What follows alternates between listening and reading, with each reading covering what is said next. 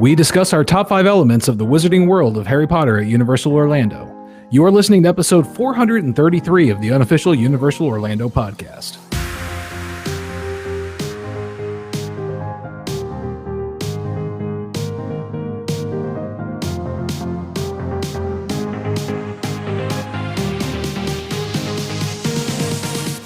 Hey everybody, and welcome to the show. I am Darren, your host for this one, and joining me I have Lee Malaby. Hello, Ron. And Tracy. Hello. And Chris. Hey, what's up? How's everybody doing? Good. Yeah. Not bad. Can't believe it's nearly Christmas. 2021. You beat me to it. I was going to say the same thing. To pull the curtain back, we're recording this way in advance. Way in advance. Yes. I was surprised at the episode. I'm surprised no one creed went, is that right? Yeah. I was like, I'll just keep reading, and if somebody goes, hang on a second, we'll go from there. Yeah, as I said at the beginning there, we're going to talk about our top 5 things Yes. at either Hogsmeade or Diagon Alley. Yes, and to clarify, thank you very much, Chris, this can be anything inside either Wizarding World of Harry Potter area at Islands of Adventure or Universal Studios Florida. So, Chris, do you want to start us off with your number 5? There you go, Tracy. Tracy didn't want to go first. She said, don't go to me first. And I'm like, I'm not hosting. It's not up to me. All right. I guess this is a thing. So my number 5 that I'm ranking here is the entrance and exit to Diagon Alley. Okay. So I remember first time going there, I had to ask somebody how to get inside. Oh, Chris. And then I remember when I was in there, I legit got lost and could not exit without asking for help to leave. This is like when it first opened. I'm not afraid to admit that. All right. I'll admit it. I could not figure my way out. And I thought that was such an amazing, cool effect that I was inside of a place and stuck in there. So it kind of, that's always stuck with me when I thought about that place. Chris is that person that we've talked about on this show. Like, how do you have to have barkers out in the front of Diagon Alley to tell people, by the way, it's over here? And Chris is the testament to that statement. Yep, right here. I just, yeah. I look at you in a different light now, Chris. I'm sorry.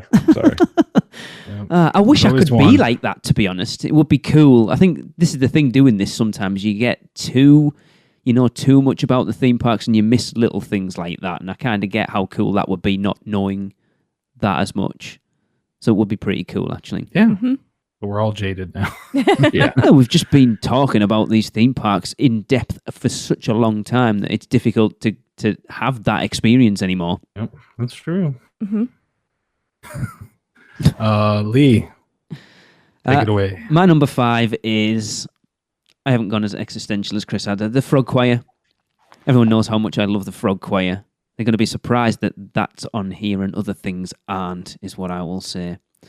A lot of people hate it. I know that. I get so many comments of people, oh my God, I hate the Frog Choir. I don't get that. Adore it. And I know it's a little wonky. It's a little sort of 90s with the beat bop and the beat bop. What the hell's beat bop? The beatbox was what I was actually meaning to say there. Barney's daughter. It was one of them things. The first time we saw it when we came over in 2013, I ended up recording the audio for it with a little digital audio recorder we had, and I loved it. And it was a way to immerse yourself in the Wizarding World of Harry Potter with something that existed outside of the books and the films as well. And then I listened to the out of that audio for years. Funny enough, I need to find it because I haven't listened to it for ages.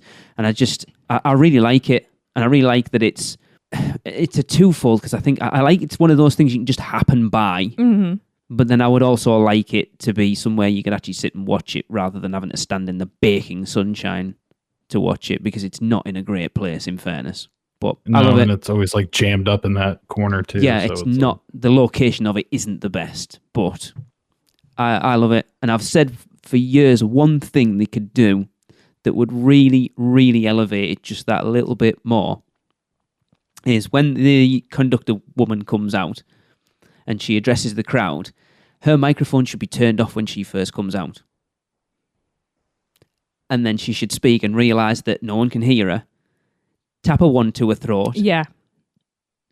And cast sonorous, then have her microphone click on, and then have it speak through the mic would be awesome, and Potter nerds would go mental for it. I would be like, that is so cool. But that would be pretty good. Yeah, that'd be kind of cool. it's dead simple to do. Oh, yeah. But A lot of different shows they could do that for too. yeah. Yeah, no doubt. So yeah, the Frog Choir, I adore it. Very cool. All right, I'll go next on this one. So for my number 5, I picked Nocturne Alley. Really? That low down? Yeah, I got other stuff I like about it. It's just an area, right? But the reason that it didn't get higher is actually there's a reason for it, and that's just there's not enough like things in there. Yeah. I don't think. Like I think they could have gone heavier on not just the theming, but just like things to do in there because you've got one store basically. Yeah. I mean, they're just kind of using that it's Nocturne Alley as a thing. Yeah. And there's some like wand, the wand stations that you can do there. And that's pretty much one room of it is. And then the other room has the one big wand station and then the entrance and exit to Borgin and Burke's. Mm-hmm. And basically your exit back out to the alley. So the tattoo parlor is really cool in there. Really like that, like straight from the movies, that staircase that leads up in there. So cool. Very authentic, like really cool example of like forced perspective as well there too, because those steps get super tiny at the top and it would be funny to see a person actually on them, but they do a great job of it. And I just but just overall that area as like a new technology and theme parks I think is just really cool. Mm-hmm. Like the projected cloudy ceiling, like it's supposed to be outside, is pretty cool as well. But I agree with you, Darren. They could have, like, I know a lot of the issues they have with having characters inside both areas is obviously likenesses for the like the film characters, but you could have Death Eaters in masks roaming around. They did it in Hogsmeade for the Dark Art Show last year. So just have a couple of random Death Eaters wandering around. They could do that, and that would add so much more to it. Have some general dark wizards shopping. Mm-hmm. That would add so much more to it. Mm-hmm. Exactly, and they're non-speaking roles. It's perfect. Yeah, we're great for it. Mm-hmm. Yeah, and they've obviously got the shrunken heads with a little nod to Jaws in there. It's pretty cool as well. Yeah, certainly. So that is my number 5. Tracy, mine kind of is on the same wavelength. I have just had to kind of struggle to read mine because I wrote my list in code so Lee couldn't read it. Nocturne Alley is actually on my list, but more part of I like wandering and window shopping and just taking it all in. And when I say window shopping, I mean looking at all the little things that people miss. In Nocturne Alley? Everywhere, but especially Nocturne Alley. Right. But whether it's Hogsmeade Jesus, that's broad, isn't it? I know, but whether it's Hogsmeade or Diagon Alley, I would love to just have the time to just spend all day wandering and looking in every nook and cranny and seeing what I've missed, what most people miss. But I love looking in the windows. There's so much to see. I mean, last time we were there, we were in Hogsmeade, and we ended up stood down the side of Three Broomsticks. We found an alley we didn't know was there, and there's a back of a sweet shop. Well, there's a back of Honeydukes. And the big set of team member gates there as well. It was great, the stuff that was down there. So for me, one of my must-do things is just to wander and meander around and just look in the windows. But Nocturne Alley is one of my favourite places to do it because there's so much more, and it's that little darker, so it's a little edgier. So, just wandering. Yeah, it's one of those things I really envy about people who live close and get to go a lot, because when we're over there for a vacation, we're usually running around and you haven't got that time to take that detail in. I'd love to, like Trish said, one of her goals at some point is to go in and just spend like 3 hours in port of entry, and it'd be the same in Hogsmeade, and Diagon Alley. The attention to detail that's in there that for the most part you don't get to see because you're running here, there, and everywhere is, All right, Lee, you're up next with number 4. This one is in there because I do like it, but it's a nostalgia trip, I think, a little bit as well, is why it's my number 4, and that is the back patio at the Three Broomsticks. It's cool. It's awesome. A lot of people don't know it's there, which I find bizarre. I don't know how much. Know where you're going with this. I worry how much that's going to change when the Jurassic Park coaster opens, because that coaster looks like it's going very close to where that back patio is But I just remember when we came over, the first time we visited Hogsmeade in 2013, we spent a lot of time in Hogsmeade, not necessarily doing anything, just getting a butterbeer, getting something from Honeydukes, and just kind of chilling out and taking in the atmosphere. We really did spend a lot of time not doing anything. We spent a lot of time out in that back patio. Obviously, breakfast at the weekend of last year was awesome. Like, having our whole group out there was fantastic. But then my little Facebook Live that I did in the Producers Club after the weekend, and it was raining, and Tracy and I she grabbed a beer and I got a frozen butterbeer, and it was the first butterbeer I'd had that trip, and we just huddled under an umbrella, and it was absolutely pouring down. It really was. And I kind of poured my heart out in floods of tears. That's pretty much all I'd done since Sunday night at that point.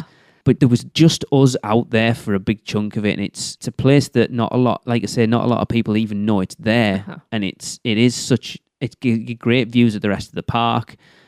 It has a lot of it does when the walls aren't up. Emotional significance to me as well. But I do think it's an awesome area, and like I say, I do worry what it's going to be like once that Jurassic Park coaster opens. But we'll see. Yeah. So there you go. Nice. Chris. That is my name. Number Chris 4. Big Fire. Yes. All right, number 4 is the Hogwarts Express and King's Cross Station. Awesome. Yeah, I love Hogwarts Express. I love the fact that they implemented, a ride to go in between two parks.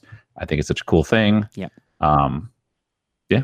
I mean, most people are familiar with it, so not much else. There's one part of the trip's aspect that you left out there, which is the Hogsmeade Station. You specifically called out King's Cross Station. I think he did that on purpose. Exactly. It's one of those. We love all of, not you for everything that you've done. I didn't know there was another station. Wow, look at that. It's okay to arrive at. Yes. Leaving from there, awful. Yeah, but it's awesome. Also, I love when they have the little sax guy in the front playing. Yeah, if you listen for a little bit, he plays like popular music. People really don't catch on to it. It's cool. And then every once in a while, he'll throw in something from the Harry Potter score. Oh, cool. Don't know if he's allowed to, but he does. Yeah. He changes it just enough to be able to play it. Yeah. Last year, I was at King's Cross for my first time ever. I know it's terrible as an English person. Look, I've never been, so I went twice in a month. And it is so close to it. It's untrue. I walked into King's Cross. I was like, holy crap, I'm home. apart from the fact it was freezing. And it felt like the last time we were there. Trains were cancelled.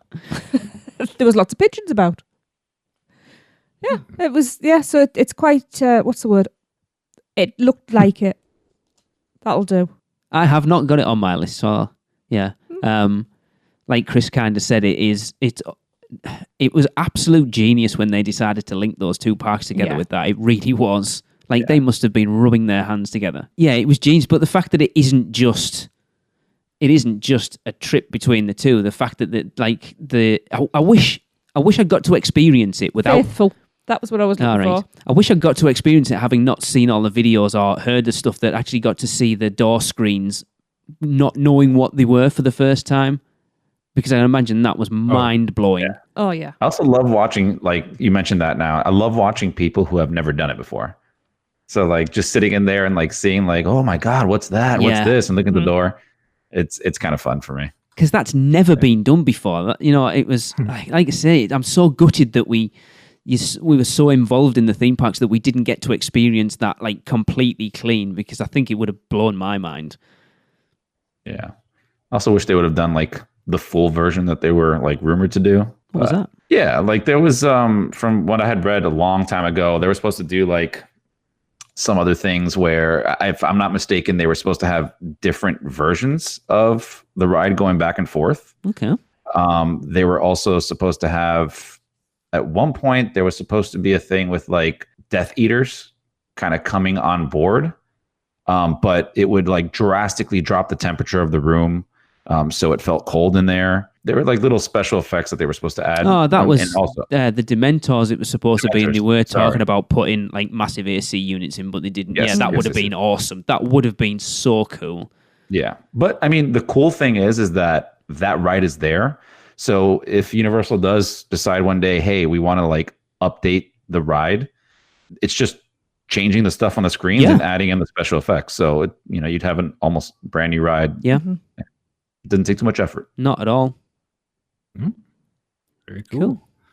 Tracy, number 4. It's kind of already been mentioned, but it's I said it up before the show. I'd kind of found loopholes. She's been very liberal. I had a long list, so I just combined a few things. I told you. I don't think the last one It's was down too to bad. drinks, food, rides, No. shows. No, I've just made things very specific. Just put Hogsmeade. Yeah. My number 1 is Diagon Alley. It's the Wizarding World.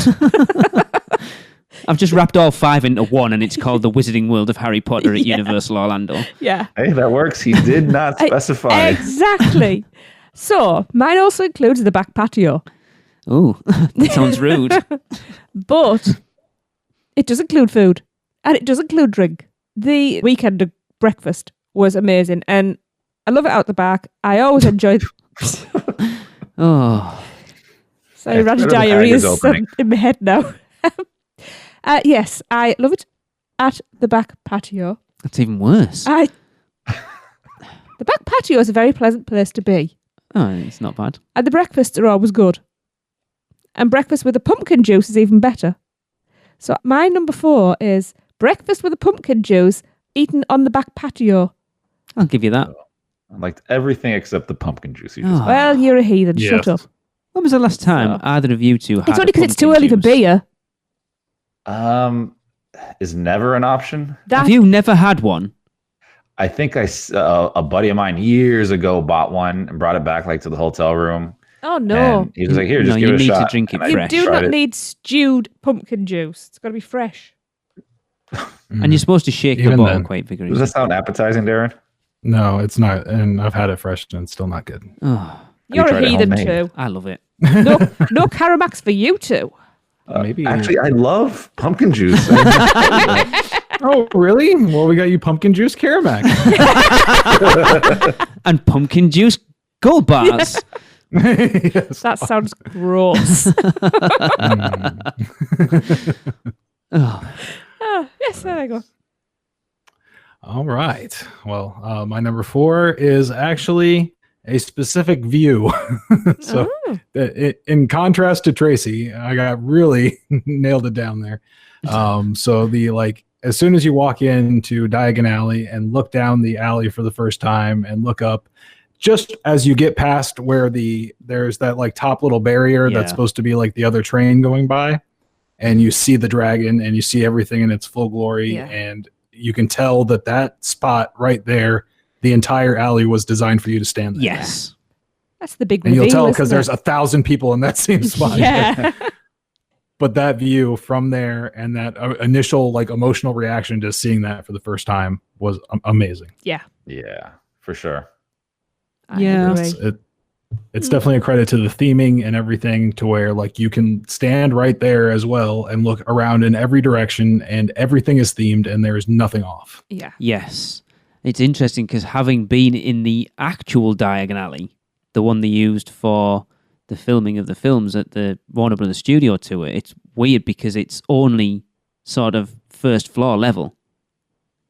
Whereas if you step into Diagon Alley in Universal, it is, like you say, completely 360. Yeah. Because as far as the films go, they only need to show what they need to show. They don't need to build any more than that. Whereas if you're in a theme park, you could anywhere that you literally could lay eyes on needs to be themed, and it is exactly what you say it is. Yeah. Quick question for you then, Darren. Mhm. Comparing it to Galaxy's Edge. It's more impactful initially, I'll say, because Galaxy's Edge has a lot of like going around the like outside of it. Because like when you come out of that big tunnel, it's not like you come out of the tunnel and you see like everything right there. You have to kind of keep walking for a little while, go around a corner. You got Rise of the Resistance entrance and all that, and then you turn like a couple more corners, and then you get the big like Millennium Falcon reveal. and you don't even get like the full view of it at the same time. You like kind of get to see a piece of it. So I don't think it worked out as well. I don't know if like logistics came in and it was like, oh man, it's not going to work out the way we wanted it to, or however it happened. But I just don't think you get that like same impressive grand view as soon as you come in. Like, yeah. Like people stand there and like you can watch people cry as they come in, like one after the other, even now. So yeah. But then maybe Disney did it on purpose for a different perspective. You could say, look, they've done that. Let's do something different to make it feel more like. I mean, obviously, not having been maybe to like feel more like an actual place rather than we want you to walk in and with this big grand reveal. Mm-hmm. True. Yeah. It's more like natural than it's like themed to be this way. Yeah. Like a little bit more like Hogsmeade is. I think Hogsmeade feels, obviously, again, not having been in Galaxy, but a little bit more like that. You've got to do the work before you get to that grand reveal, which is the top of Hogsmeade when you round the corner to the castle at the end. Indy? But Star Wars and... So. Hey. Watch it. I'm surprised Tracy laughed. I was expecting that reaction from her. Look, it's been a long 6 years stuck in this house. I think I'm just... She now loves Star Wars. I always loved Star Wars. I just don't care anymore. I've plotted this murder so many ways that, no. Actually, after these 6 years, I learned to like pumpkin juice again, so... All right. Tracy, number 3. Well, this involves a person. I think I know where you're going. This is... Oh, no, I haven't got it either. Oh, this is meeting a specific person. The Hogwarts Express conductor. A very specific one in particular. He knows who he is. It is a must-do every time we go. I mean, if we don't see him, we get told off. I know, we didn't see him in February. I know, it just didn't happen. Ooh. But he is the best Hogwarts Express conductor. He's the best person as well. It makes our holiday when we go and see him. And that is definitely one of my must-do things. That sounds bad saying I must do the Hogwarts Express conductor. However, yeah. No, he is awesome. Yes. Short and sweet, but we were watching, we just number 3. randomly came across a YouTube video of someone queuing opening day for Hagrid, and the Hogwarts Express conductor was he's the one they roll out for anything that they know is going to be. Yeah, he's so awesome. Good. I mean, they're all really good. They are good, but he's special to us because he's ours. Yeah. Yeah. He belongs to us.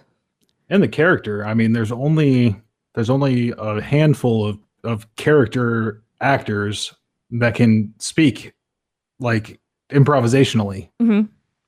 Yes. You know, I'm not talking about people that work at the stores and that kind of thing. Actually, if I can think about it, there's only 2.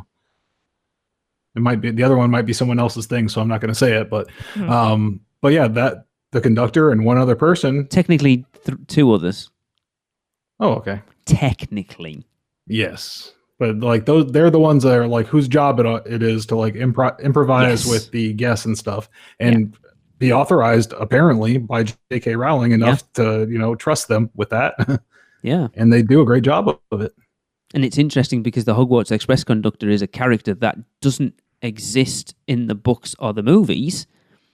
Obviously, he may be, but it's not an actual character. Have you seen the movies recently? The conductor?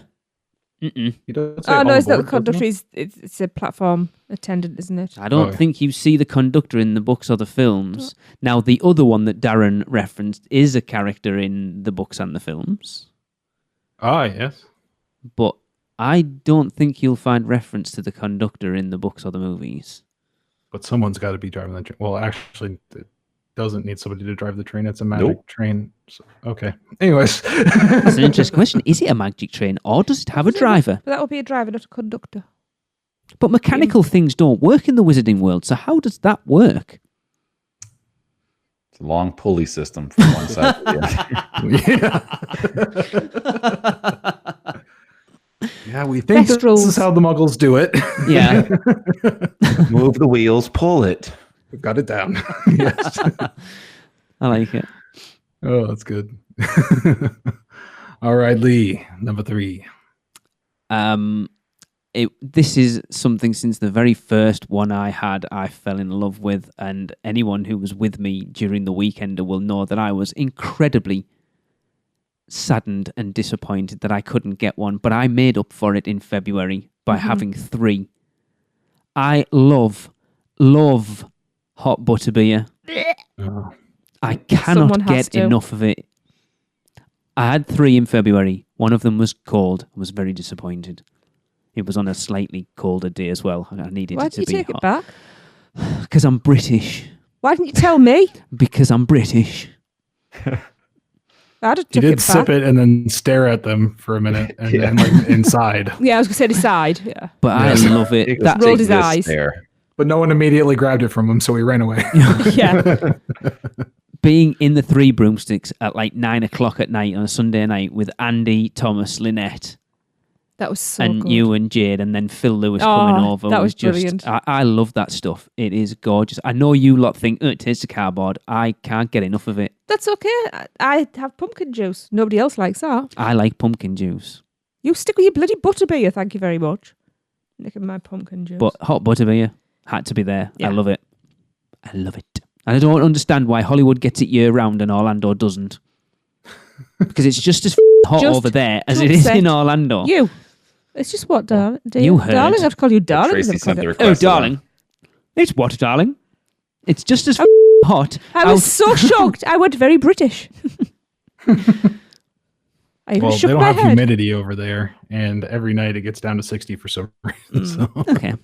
But there's my number 3, hot butterbeer. works a little better. Nice. Mine is also a food item that I probably also had 3 of during the last meetup.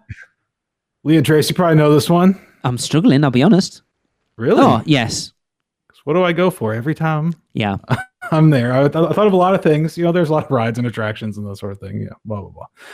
But there's not a lot of places where I can get a Scotch egg. Oh, I wasn't going there. You said food. Yeah, sorry, Yeah. I was going to go. I'm surprised. Anyway, I'll stop because it might be in your list yet. I need to try Especially one to see if they at are a theme authentic. park. Yes.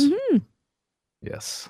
They're okay enough, I would say. I've described them to people and they're like, it's all right. Like, it's okay. It's like close to it. Yeah. It's not like you're going to get there, obviously, at a real pub or anything like that. But it's as close as you can get, especially at a theme park. And I dig it. It's something very different than everything else you can get at a theme park. It's like that baked potato and then go over there and get a Scotch egg. And that's a pretty decent lunch. The food overall at the Leaky Cauldron is pretty decent and pretty authentic, to be honest. Yeah. Yeah, I like, we've only eaten there once. Leaky Cauldron. It's where I've tried most British things that I've had, to be honest. I've had lunch and breakfast there. Are you sure? I think we went for breakfast and they'd stopped serving breakfast and we ended up going for lunch. I don't think we've been twice then for lunch. No, I don't think so. Scotch eggs. Yes. Scotch eggs. Good job there. Yeah. Yeah, I do want to try one actually to find out how close they are to ours. I'll teach you how to make them, Darren. It's got a nice like apple. What? What is it? There's like a little salad that it comes with. I was gonna It's like a spinach apple. God, what is it? Sounds like, very British. Yeah, beet. That's what it is. It's like apple, beet, and like arugula. Ew. You're not It's selling actually it, pretty Darren. decent, to be honest. It's not. The British It's got like a salad. vinaigrette. Tracy said it all. The British salad. A Yes. soggy lettuce leaf, a slice of wet tomato, a slice of Ham. wrinkly. There's no ham in it. Wrinkly cucumber. That's an English salad, With salad cream all over and it. that doesn't get eaten. It just gets left to the side because it's Oh, decoration. see, I like salad. The people kept asking for salads. It's a So here you shame go. because it's not like we can bring you a Scotch egg over because it has meat in it. Yeah. You just have to So- come here. We'll see. I have a nice place at the airport. We I have can get it like as soon as you get here. Yeah. Yeah. I'll pick you up from the airport here. And you're like, here you go, eat it quick. Yeah. Oh no, we have to bin it before we get off the plane. Yeah. They come round anything with meat. If you got any sandwiches with Yeah. meat in or anything, they come round with a big bin bag and you have to chuck it away. You're going to have to smuggle it. Yeah. Oh, you won't want to eat it It's after worth it. if I smuggle it where it's going to fit, Darren. Anyway, Oh, man. Scotch eggs. Well, so until then, that's my Scotch egg. Crotch egg. Hey! Hey, there we go. That was painful. I knew it was there. Crotch that scotch. Crotch that scotch. Chris. Okay, has Chris not gone yet? Number 3. Yeah, my number 3 was said already. So it's butterbeer. Which And one? not any particular one, just butterbeer. I'm gonna like do a Tracy and just go all of them. Well, not all of them, but I prefer I'm not a big fan of the hot. Yeah. Alexa's. I just don't like drinking tea or coffees or anything like that. Yeah. Mhm. I do like me some frozen typically, and then I'll do the regular, and then I also like Florian's butterbeer ice cream. Yes. And that's about it. The potted cream is Oh, you're missing fudge as well. I don't think I ever tried the fudge, to be honest with you. You'll be very disappointed because Tracy made some to bring of her own recipe, which know. is far better than their crap, and it just Didn't set. solidify properly. So I'm not going to have any until I see you guys, and I can try Tracy's. We'll bring it. Whenever the hell that may be. Shouldn't say that. We're out of lockdown now. It's December. Yeah. How'd you guys enjoy your We trip? might not be. It's December Yes. 2021. I'd hope so. Actually, are we doing the next weekender? Yeah, next week. It was last week, wasn't it? It was 30 last December month. 2021. Wasn't it a great time? I'm not a fan of regular butterbeer, I'll be honest. And from, I think the last It's time okay. you had it, and I've heard a It few was watered people say down. it's been watered down as well. Yes. The last time I had it, it did taste kind of off. It was thin. In fairness, it is still a million times better than the one available at the Wizarding World of Harry Potter Studio Tour over here, because that is disgusting. I don't even know what they're thinking. It is disgusting. The fact they have wet bins says a lot. It's not pleasant. And wet bins aren't a thing over here. Oh, wet bins. Have you taken a stroll down Diagon Alley and visited Gringotts Bank? Taken a ride through New York with Jimmy Fallon? Visited the Truffula Trees in Seuss Landing or hung out with a real-life Transformer? No? Then what are you waiting for? At Universal Orlando Resort, there truly is an option for everyone. Or if you're leaning a little more towards pixie dust rather than wands and potions, Disney destinations around the globe await your arrival. No matter the adventure, our sponsors have you covered.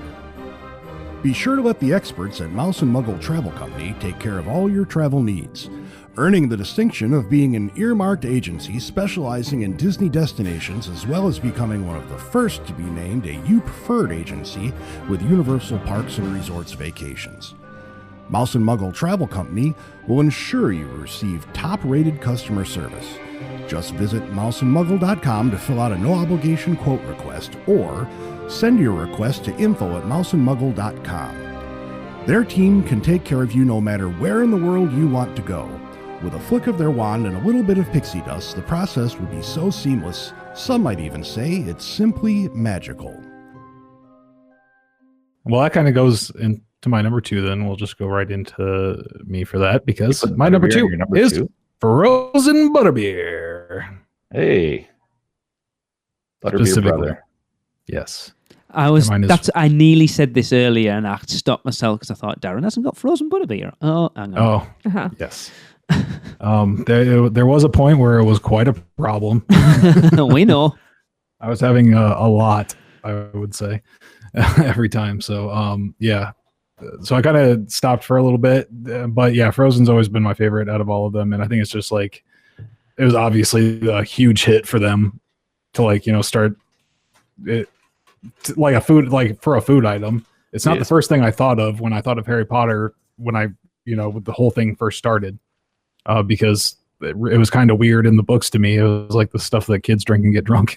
Yeah. So I didn't know that was going to be like their first go-to when they opened a theme park. Like, hey, kids, get wasted on butterbeer. But obviously it was very successful, worked out very well. And the Frozen is the only one that works for me. Like you said, the regular has tasted bitter to me since the beginning. Yeah. And even now even more so than that. So, and then as Lee already alluded to, the hot butterbeer tastes like cardboard to me. Yes.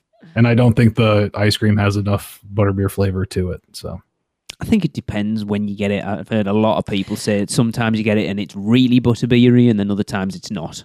When I had it, it was It's all about really the little good. swirl in the middle. Yeah. Yeah. Frozen's one of them. It's like I liked it, and then I've tried hot, and I love that, and I tend to go for that. But then I have the odd frozen one, and I forget how good it is. Yeah. The frozen one in the middle of summer, especially, it's rejuvenating. Yes. Yeah. Apart from if you try and suck it down too quickly, and you end up with head and chest freeze, and that's not fun. Yeah. And it every used to time be a decent deal. Yeah. I end up in agony whenever I'm drinking a frozen butterbeer. Every time. It's like having a 5-year-old. Because you're always in a rush to get on something else. It's like, come on, chug it down. And you're like, That's I can't. why we need to go for longer than a week. Yes, Tracy, number 2. Yes. Well, when you were reading my coded message earlier, Darren, you actually said one of the words correctly. Oh, aioli. No. That was what he said for number 5. On here it says mekju, which is Korean for beer. Oh. So, the word Darren got right was brew. Wizard's Brew. Oh, nice. That is my favourite beer on property. Okay. It's In fairness, you haven't tried all 100 in NBC Sports Grill and Brew, but yeah, I get No, your but point. Of actually- the ones you've tried. Tracy, I hear that as a challenge. You better Oh, take yes. that challenge. Oh, yeah. The thing is, though, You had a flight last time we were in there, didn't you? yeah. The thing is, though, when I've gone down the list of the beers, I've had a good few of them. Really? Yeah, because they're not all local. They even have Newcastle Brown Ale on there, and I've drunk plenty of that. But yeah, I like a nice Wizard's Brew. Is that what you had On a when hot I day. had my frozen butterbeer out on the back patio in the rain? Yes, and when you had your hot butterbeer when With Andy. with Andy and Thomas and Lynette and everyone. Yeah, that's what I had there, and I like it better than Duff. So Have you had all 3 Duffs? and I've had 2 because one's more like a cider apparently. You So I had avoid that. Duff and you had the Dufftoberfest, which you was didn't like, did awful. Yeah. Oh, the Duff Dry? Yeah, I wouldn't call it a cider, but I might try it then. yeah. you? Tracy's a beer girl. Oh yeah, I'm an ale girl. Not what you guys call a beer and what we call But a then beer. are again, two I different do things. like an IPA. Yeah, true. I do like an IPA. But yes, Wizard's Brew is my number 2. It's that good. Nice. Chris. See. What up? My number 2 is a thing there. It is team members. Oh, that's it. And the reason why I put team members is because, and this is obviously not, directed to everybody over there, but for the most part, like the team members that work in the Wizardly World, The Wizardly Are- World. Waverly Palace. You know that Disney Channel movie? The Wizarding World of Waverly Palace. Yeah. I like it. Well, the team members who work there, I always find them to like be in character above and beyond what they typically need to. Like even the people that are just like changing the garbage bag. So it's awesome. Like I love the team members that are in there, and you can tell like those people are huge fans of Harry Potter and they just want to work in that area. So yeah, I think the team members make that area, that much more, involved and themed out. Okay. Yeah. No, that's a good one actually. Not the grumpy I like- who seated us when we went for breakfast with Andy and Catherine, mind, but let's leave him out of it. Like I said, there are exceptions, and there are also amazing team members in other rides. He's Looking at lucky. UET. Yeah. He was lucky I was on my best behaviour because I wanted to drop kick that dude. I think he got the message Oh, he certainly did. anyway. Hmm. But yes, I agree. I think from what we've heard, they're not as good as they used to be when it first opened, but I think, Well, I think that happens. yeah, I think they're there was a still lot good more enough. British accents around the place when it first opened. As we know from our good friend Zoe, who worked there for a while. Yeah. But yeah, I would like that authenticity. But yeah, in the grand scheme of things, yeah, they are usually really, really good. Yeah. Like the condolences I got when I asked for a hot butterbeer at breakfast at the weekend and didn't have any. She was very apologetic to me. Nice. But yeah, that's a good one. Yeah. The team members in general at the parks Yeah. are Yeah. Oh, yeah. yeah. Bartender at Hogsmeade is usually also really Yes. good. Mm-hmm. Yeah. You can't get frozen butterbeer in there. Everyone look away. You can't get it there. And let's be honest, it's a tough area to work because out of those 2 parks, Diagon Alley and Hogsmeade, are the 2 areas that are going to be the most busy all of the time. Yeah. Yeah. constantly. Yeah. Sure. Even when the rest of the park's quiet, you know both of those areas are going to be heaving. And they are not scripted, but they have to stay within certain constraints because they are not in the Muggle world. Exactly. So Yeah, not a place where you want to stand out too much, I don't think. no. Like still like be a part of the show, but not you don't want to have your name come up too much. Because can you imagine just being like all you do, your job's like to wipe the tables, but a kid comes up and asks you a question. You can't spoil that illusion for a kid. Mm-hmm. How much do you get paid? 3 nuts and a sickle. You just have that little like magic trick or something, and you just do that. And, Yeah. Shh, be quiet. And that kid for the rest of forever thinks that. Yeah. Well, there was one real wizard that worked there, I swear. Awesome. That is a cool idea. Yeah. All right. Lee. My number 2 is a broad-ish one, and it's something we've got to experience, I would say, twice at this point, and it kind of goes off what Tracy's number 5 was, I think. And that is just getting the run of Hogsmeade at night when there is barely anybody in there.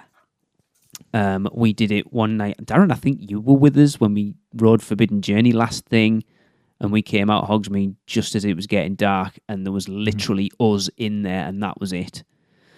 And then the same again the night we were with Andy and Thomas and Annette and Phil over there when we rode Hagrid's at like 10 o'clock at night, and we came out and there was only the like 7 or 8 of us walking through Hogsmeade, and you get to really see and hear what that area has to offer. Because the problem is all the little sound effects, all the things going on in the windows, you don't get to hear during the day normally because there's that hubbub of 1,000 people going through it. And just at night, it's lit. So we talk about on the podcast so much how good the light packages at Universal are, and we complain that Islands of Adventure's never open late enough to be able to get to experience it. And like I say, we were in Islands of Adventure till about 10:30 that first Sunday night when we came over in February, and you get to see it all properly. And just walking through Hogsmeade at that time of night with no one in there is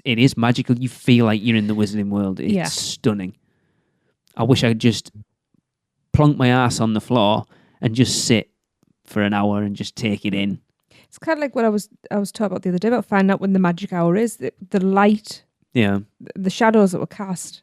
Yeah, it's just stunning. I mean, Diagon Alley is just as cool, but for me, Hogsmeade is the area that I love the most.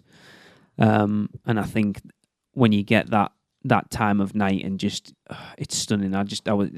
Photography wise, it's amazing. Yeah, I love it. Definitely. All right. Well, it all comes down to this. Everyone's number ones. And Chris, you're going first. My number 1 is Hagrid's.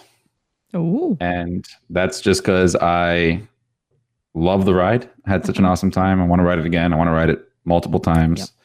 Yep. So yeah, obviously the latest addition to the world, but as you know, if you've ridden it, it's freaking awesome. Wow. Cool. Yeah. I have made an oversight. Oh. What? I shall just say. Oh. Yeah. Interesting. I didn't put Hagrid's on my list. Wow. Maybe it's because I've only been once. Have you only ridden it once, Darren? No, twice. Excuse me, 2 times. Then it's unacceptable, Darren. Yeah. Did you just forget? No. It must not have.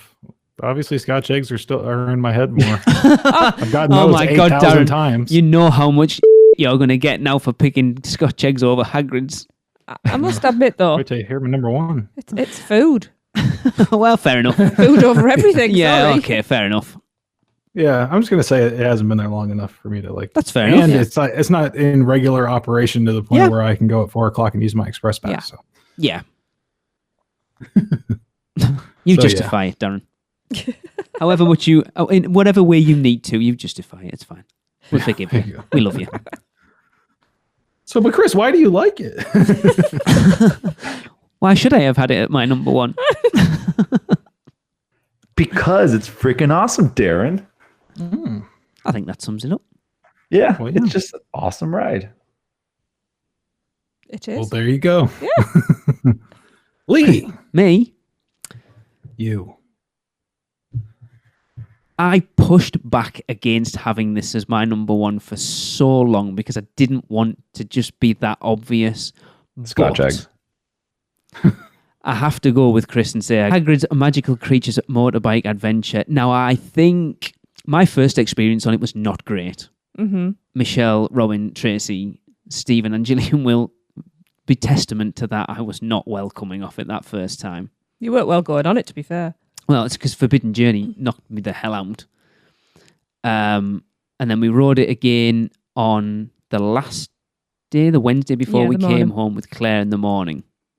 If it had just been down to those two rides, I probably wouldn't have had it as my number one.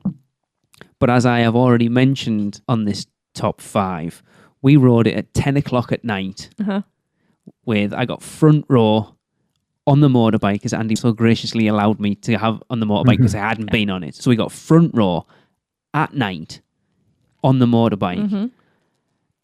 It was amazing. You cannot come off that ride without a huge grin on your face.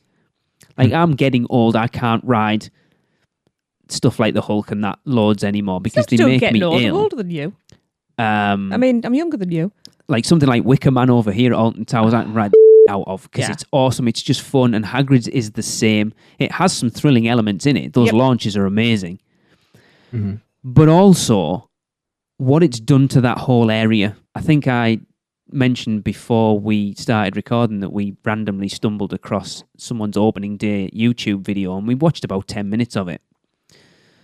And how much that ride and the queue and everything adds to Hogsmeade overall really fleshes that land out immensely, because when you're in the queue, the guy who was doing the vlog, I can't remember who it was now, you round one specific corner, I think it's just after Hagrid's hut, and you actually get the perfect view of Hogsmeade, of Hogwarts Castle, completely framed, and it is the best view. The queue itself is kind of compared to what they did with Forbidden Journey, for example. But I love the fact that you enter that queue and you get to see the ride, but everything that's a surprise you don't get to see. You get to see the bike and sidecar sort of flying around the track, but you don't get to see the spike or the drop or any of the animatronics. So you kind of get a brief, oh my God, that looks amazing, without giving anything away.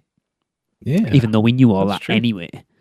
But I just think, like, I remember going way back onto this podcast doing an episode with the WDW fanboys, God rest their soul.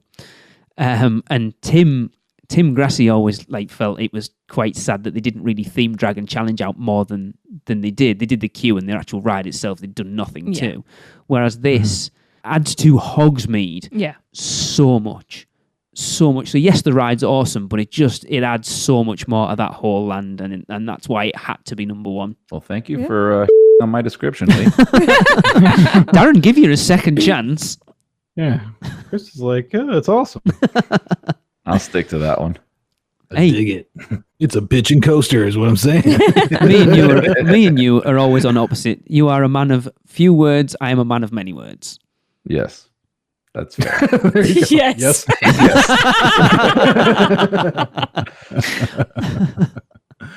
All right. I will go next. Oh, please don't. I want to know what Tracy's got. Go on, you're all right. Exactly. That's why we're saving the best for last. Oh, no, you put the best. My number one is actually the OG of Hogsmeade. The ride that I went on a diet to lose weight to get back on. And not many rides could say that for me. And that is the Forbidden Journey. Yeah. Right. It's just an awesome ride system. There's never been a ride system like that before. Yeah. The Kuka arm, the technology using that. A little scary too, I gotta say, like the first time you go on it, knowing that Kuka arm is attached and I think it could go haywire and just smash you against the floor anytime it felt like it. Thought about that. Thanks for that, Darren. Yeah. Any kids listening that's traumatized for life? Do you want to go on Forbidden Journey? No. Yeah, that's a Darren robot said arm, it's going to kids. kill me. Just one day the armature is going to fail and that thing's just going to drop straight down. But until then, I'm going to keep riding it, and it's awesome. The blend between the screens and real life, I think, is like probably the best like blend that they've ever done as far as that goes in a theme park ride. When you transition into the screen and out of the screen, I think they do an amazing job of like just like tricking your brain and making it go like haywire, basically. And it just takes a couple of seconds to adjust to what's happening, and then you're like 100% in it. So always been a big fan of that.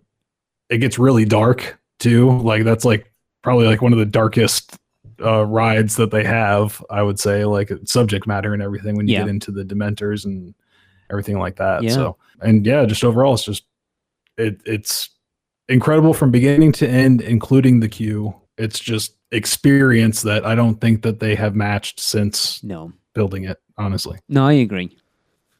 And I think the reason it's not on my list is, again, because it makes me ill.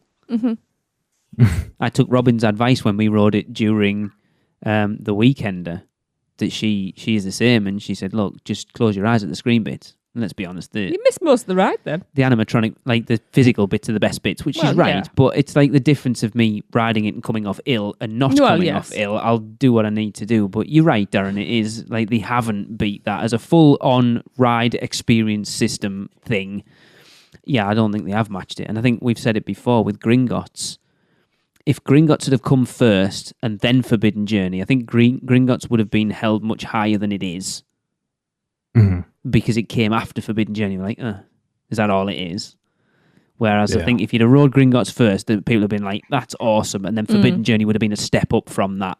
I feel kind of sad that I haven't got it on my list now, but... Yeah. Same way I felt about Hagrid, to be honest, but... That's what the honorable mentions are for, right? Tracy. It all comes down to this. I'm having a dilemma now. She hasn't got either of them on her list. I'm having a dilemma now. You've already made your list. Stick to it, woman. No, I've already made my Can't list. translate But, list. Scotch eggs were mentioned. Bugger off. I can't even remember the last time I saw you eat a Scotch egg. No, it's meat in it. Don't do sausage. You know that. Merry Christmas, everyone. He's like, since I've been married.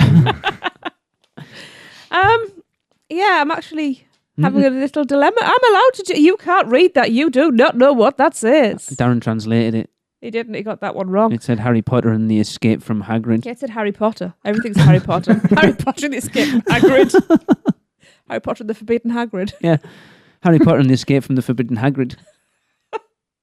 The forbidden magical creatures. Yeah. When Hagrid snaps, everyone loses. I should not have said that. You should not have said that. This is great. Keep stalling for me while I'm trying to Just make it. Get on with it. You see, I've got my answer, but then Darren mentioned Forbidden Journey. And I do feel a bit guilty because, I love the whole queue line and I love the ride and all the effects. But then he mentioned being smashed to your death on the floor, so I'm never riding that again. Oh, yeah, me either. So I'm going to stick with what's on our list, which is Hagrid's. Good. But specifically, riding it like sunset, dusk, so you start and you've just got that dim first light. ride on it then. And then you come off and you go into the dark because it's a kind of wizarding phrase. It's magical. You go in, you've got that dull light, and by the time you're done and you're back, you're in the pitch black. And that's what kills me so much, that our first ride on it was the perfect time, really and I was so ill. And and all the reasons that have been said, it's fun. It's not. It's freaking awesome. It is. It's thrilling without being too intense. Yeah, and when they're all working, all your animatronics are brilliant. Especially the unicorn at the end. Yep. It's one of those as well. When those trees really kick in a few years' time, it's going to feel even better. Yeah. Mm-hmm. But, yeah. Not much else I can say about it. It is awesome. It is. I'm very pleased it's there. It's just a shame that you can't just ride it multiple times a day unless you're prepared to give up your entire day to ride it multiple times a day. Yeah. Because like I say, we queued 75 minutes at like 9:30. I don't think that was bad. Well, I think that'll get cut down once the Velocicoaster opens up. Yes, that's a good Definitely. point. Not Velocicoaster.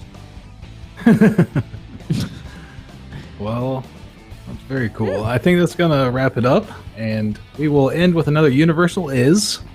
Of course, this one comes from Ron A. Vizkowski. And if you want to be involved, you can send us what you think Universal is in 3 words or less over to podcast@uuopodcast.com. And Ron says Universal is freaking awesome. See you next week. Guess that wraps things up for another unofficial Universal Orlando podcast. You guys did all right. Follow us on Facebook, Instagram, Twitter, YouTube, and Pinterest, keyword UUO Podcast. Listen and subscribe to us on Apple Podcasts, Spotify, Google Podcasts, Stitcher, or anywhere podcasts are found. You can find our blog at uuopodcast.com. Send us your spews, which Lou gets your poo recordings, questions, or comments to podcast@uuopodcast.com. Check out our friends the Theme Park Duo and our awesome sponsors Mouse and Muggle Travel Company. So, until next time, don't give up your day job, say cheese, and see you later.